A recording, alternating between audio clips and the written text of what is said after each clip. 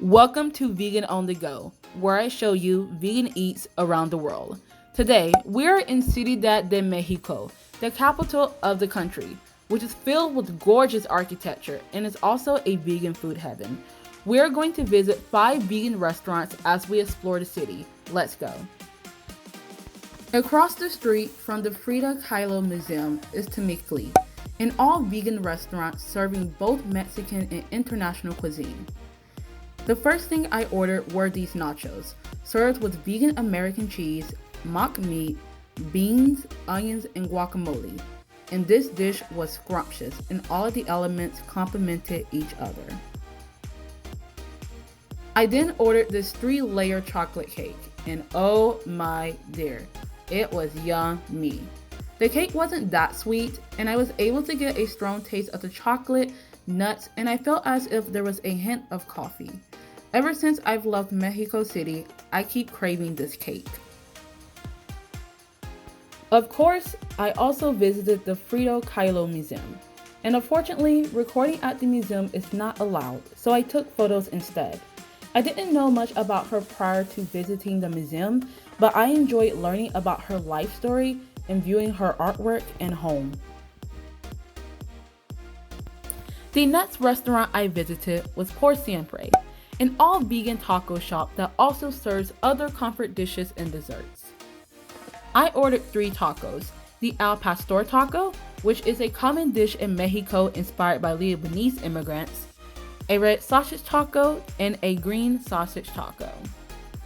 The tacos came naked, and I put my own toppings on them at the sauce bar the restaurant has. And you guys, these tacos were so good. Oh my god.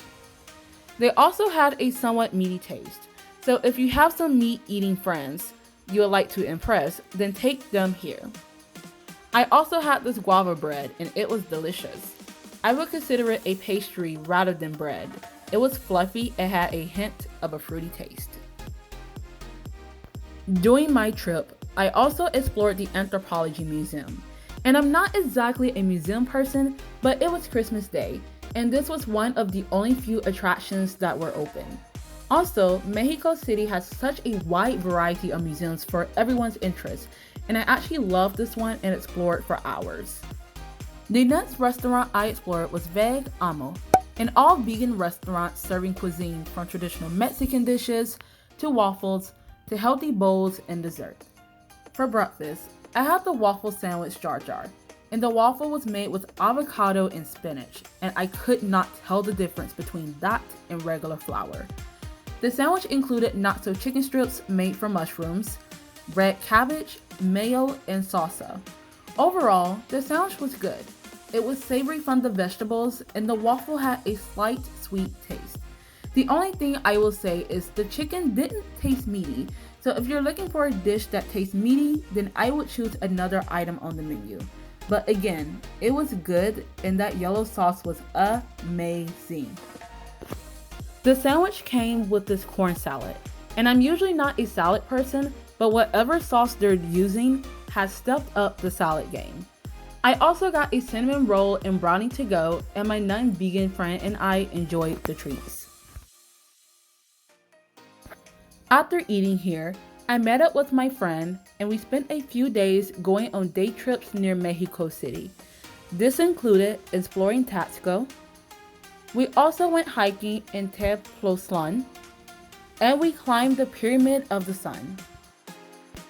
After saying adios to my friend, I returned back to the city and discovered this vegan restaurant, Evolution, a new establishment serving traditional Mexican dishes with some of the kindest people I had met during my trip.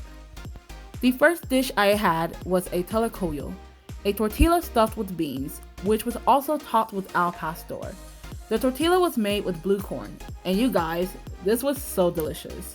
And I felt as if this was the first mock meat dish I had that wasn't salty to some degree, and yet the seasonings were perfectly balanced. After eating that, I ordered a taco on a blue corn tortilla with the al pastor, and that was also delicious. And to wash all of that yumminess down, the owners were so kind and gave me this free tea called pozole. a Mexican tea made with corn and cocoa, and it was really good.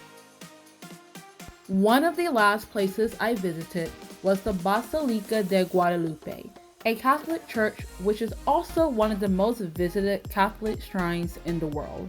Regardless of your religious beliefs, the architecture alone is worth the visit. The last restaurant I visited was Pulpa, this adorable vegan cafe focusing on serving fresh and healthy dishes, from juices to sandwiches. I ordered a raspberry lemonade, which was served with this cute flower, but seriously, the lemonade was delicious.